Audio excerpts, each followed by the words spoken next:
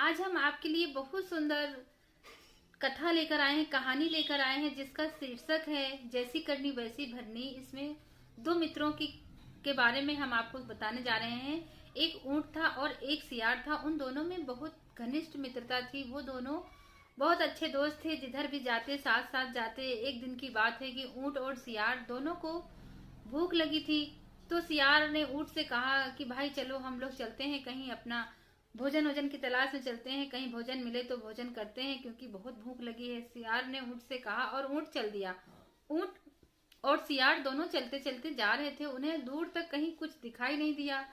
आगे चलते उन्हें लगा कि किसी खेत में गन्ने लगे हुए हैं। तो उन्होंने देखा कि सामने खेत में गन्ने दिखाई दे रहे हैं। तो ऊंट ने कहा भाई चलो हम लोग चलते हैं और गन्ने खाते हैं, क्यों ना हम गन्ने खा के अपनी भूख मिटा लें। सियार ने कहा चलिए ठीक है, ऐसा ही करते हैं। रात का समय था।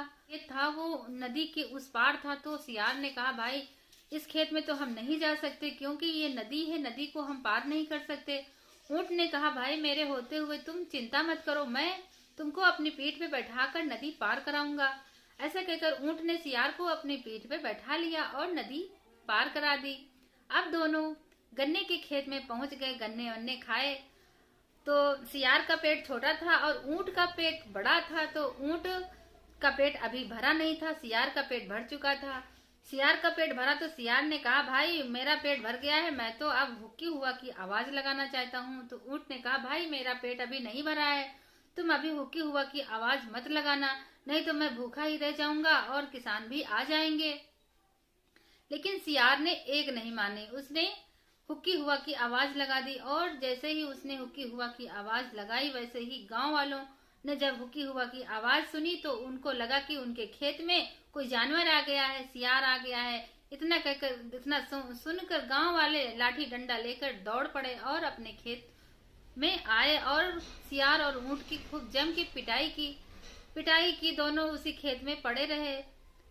थोड़ी देर के बाद उन लोगों ने सोचा कि अब हम यहाँ से चलते हैं। अब फिर वही हुआ कि नदी तो पार करनी थी, नदी नहीं पार करेंगे तो ये इसी पार रह जाएंगे। अब जब नदी पार करने का समय आया तो ऊंट ने अपनी पीठ पर सियार को बैठा लिया। तो जब नदी पार करने के आधी नदी पार कर ली, ऊंट ने बीच में पहुंचा तो ऊंट ने कहा भाई मैं तो लेटना चाहता हूँ। इतना सुनकर सियार ने कहा अरे नहीं नहीं भाई तुम लेटना नहीं, नहीं तो मैं तो डूब जाऊंगा। ऊंट ने कहा कि नहीं मुझे तो लेटना ही है और मैं लेटूंगा जरूर।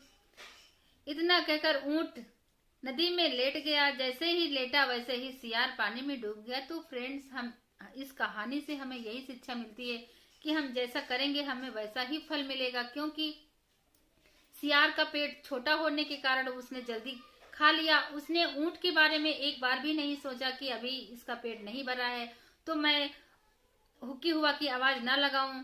लेकिन उसने ऐसा नहीं किया और हुक्की हुआ की आवाज लगाई तो उन दोनों की पिटाई हुई। उसी तरह ऊंट ने भी सोचा कि इसने मेरी बात नहीं मानी थी, मैंने इसको बोला था कि हुक्की हुआ की आवाज मत लगाना, तो इसने मेरी बात नहीं मानी, इसीलिए ऊंट ने भी उसको पानी में गिरा दिया। तो फ्रेंड्स, मुझे पूरी उम्मीद है कि ये कहानी आपको बहुत अच्छी लगी होगी। अगर अच्छी लगी हो तो मुझे कमेंट करके जरूर बताइएगा। वीडियो को लाइक कर दीजिएगा, शेयर करिएगा, चैनल को सब्सक्राइब करके बेल आइकन को भी जरूर प्रेस करें ताकि आप हमारी नई वीडियो सबसे पहले देख सकें। Thank you.